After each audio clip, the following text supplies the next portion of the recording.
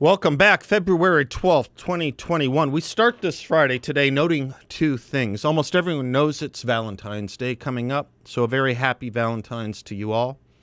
In the religious context, which is probably the best place to start when speaking of love, I once asked a rabbi what it is God wants more than anything else. He said the hardest thing there is to get along with others, to love them. The famous Rabbi Hillel in Judaism said if he had to sum up the entire 5 books of Moses, the Torah, in one line, it would be, what is hateful to you, do not do to your neighbor. That is the whole Torah. The rest is the explanation of this or commentary. Go and study it. Of course, in the Judeo-Christian tradition, you see an overlapping there, don't you? C.S. Lewis tells us in the opening to his book of essays on the 4 loves that God is love.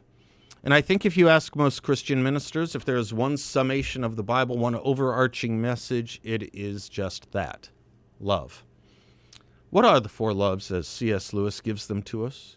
Affection, or storge as the Greeks had it, the humblest and most widely diffused of love, he says.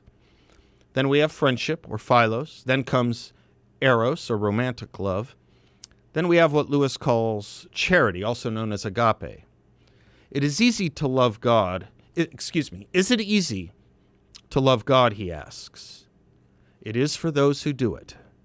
But for a moment, I should like to speak of a unification of several of these, which is not talked about enough, perhaps today, not in contexts like we have today, and that's love of country, perhaps a quintessence or a 5th love.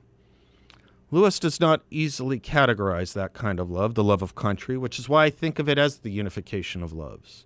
He does, however, write this, quote, "Those who would reject patriotism entirely do not seem to have considered what will certainly has already begun to step in its place. For a long time yet, or perhaps forever, nations will live in danger.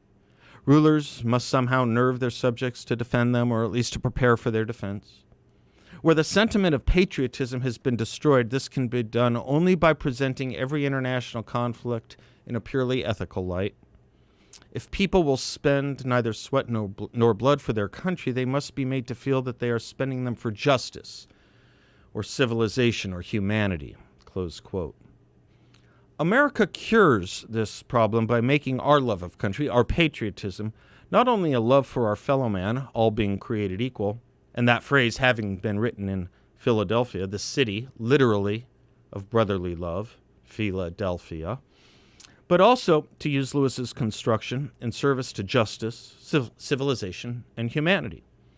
And no country founded on natural rights as we were, that respects man as man and puts us all on an equal footing by putting us all on a footing of equality below God, can abandon justice, civilization, or humanity. Which is why so many of us think of our founding as the best regime. The wedding on all that was given to us from revelation and reason, what we speak of when we talk of the combination of Jerusalem and Athens. As Professor Thomas Pengel has rightly said, quote, "The declaration by which Americans made themselves independent marked the birth of the first nation in history, grounded explicitly not on tradition or loyalty to tradition, but on an appeal to abstract, universal, and philosophical principles of political right." Close quote. Harry Jaffa, in his essay, "The American Founding is the Best Regime," puts it this way: "The preamble of the Constitution crowns its enumeration of the ends of the Constitution by declaring its purpose as to secure the blessings of liberty to ourselves and our posterity. No words of the Constitution reveal the intention of the Constitution more profoundly than these. The preamble is the statement of the Constitution's purpose, and this culminating purpose embraces and transcends those that have gone before. Alone among the ends of the Constitution, to secure liberty is called to secure a blessing. What is a blessing is what is good in the eyes of God. It is a good whose possession by the common understanding of mankind belongs properly only to those who deserve it." We remember that the final paragraph of the Declaration of Independence appeals to the supreme judge of the world for the rectitude of our intentions. It is by the authority of the good people of these colonies that independence is declared. It is because of this assurance of their rectitude that this good people and their representatives placed a firm reliance on the protection of divine providence. We commonly call blessed those who enjoy in great measure wealth and health and freedom. And so it is that men pray for these things. Just so, no other foundation or founding so wonderfully provides these, which is why Abraham Lincoln, whose birthday it is today, could say this about patriotism or love of country, as he said it in his eulogy of Henry Clay. He said, "Mr. Clay's predominant sentiment from first to last was a deep devotion to the cause of human liberty, a strong sympathy with the oppressed everywhere, and an ardent wish for their elevation. With him, this was a primary and all-controlling passion. Subsidiary to this was the conduct of his whole life. He loved his country partly because it was his own country, but mostly because it was a free country. And he burned with a zeal for its advancement, prosperity, and glory, because he saw in such the advancement, prosperity, and glory of human liberty, human right, and human nature. He desired the prosperity of his countrymen, partly because they were his countrymen, but chiefly to show to the world that free men could be prosperous." Close quote. Just so. Do we not begin now to see two different tides flowing in this country? One which embraces and represents all of that, and one that thinks such a sentiment is quaint at best or ignorant at worst? And if ignorant, in need of reteaching, consciousness raising. There are those, in other words, who think we are the last best hope of earth, as Lincoln put it, or the last best hope of mankind on earth, as Reagan put it. And there are those that think we are, believe it or not, rotten to the core, or from the core, responsible for the worst ills of humanity. There are those, we, who try to teach how great we are. There are those who try to teach how bad we are. It must all start with a certain view of man, though, shouldn't it? A natural view, that man is imperfect. And once one knows this, then a measurement of imperfections is required, no? But to the politically correct, the answer is no. Again, to borrow from Dr. Jaffa, since in our age of relativism we do not know what is right or wrong, we show our sophistication by patronizing indifferently the different concepts of right and wrong as they manifest themselves in different cultures or different ways of life.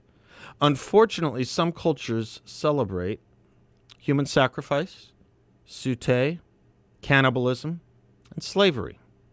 So political correctness arbitrarily tells us we are no better than any of that, and morality becomes simply a matter of what you prefer or like. So how do we instill a love of country, this country, and reclaim patriotism as a standard benchmark that will stop, isolate, shame even those who would teach otherwise? This is what takes me to the second thing I want to note today.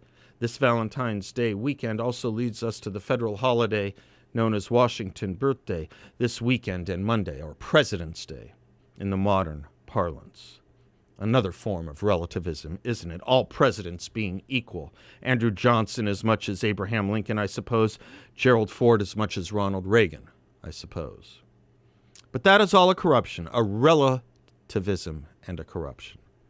Not only of history, but of the very point of Washington's birthday in the first place. For by celebrating him, by studying him, one gets all the classic virtues that help instill a great love of this country. But of course we don't study him anymore, do we? And so we have so few characters in our history children can look up to or be taught to esteem, especially if we take down statues and monuments to them, or destroy them, or take their names off schools. It's a tactic, and it's a deliberate one. And thus we arrive at the very serious problem of an abandonment of affections from our own country, a downgrading, if not dismissal, of love of country, this country, starting in the schools, but emanating outward almost naturally in some odd adherence to a noble lie. I ask, how many of your children can tell you anything about George Washington? They may know he owned slaves, I suppose. Do they know he inherited them at the young age of 11 and that he freed them? Do they know in his will elderly enslaved people or those who were too sick to work were to be supported by his estate in perpetuity? They don't. Nor do they know his other virtues, which I'll speak about more later. But for today, heading into the Washington's birthday weekend, do something good about love, especially given it being commenced on a day dedicated to it. Do something good about love of country and patriotism. Read why Ronald Reagan wanted the study of American history to be his last message from the White House by reading it as his farewell address. Or read some Lincoln, or read some Washington, especially what others said about him. After all, as David McCullough reminds us, you cannot teach any more than you can know what you do not love. I'm Seth Leibson. We'll be right back.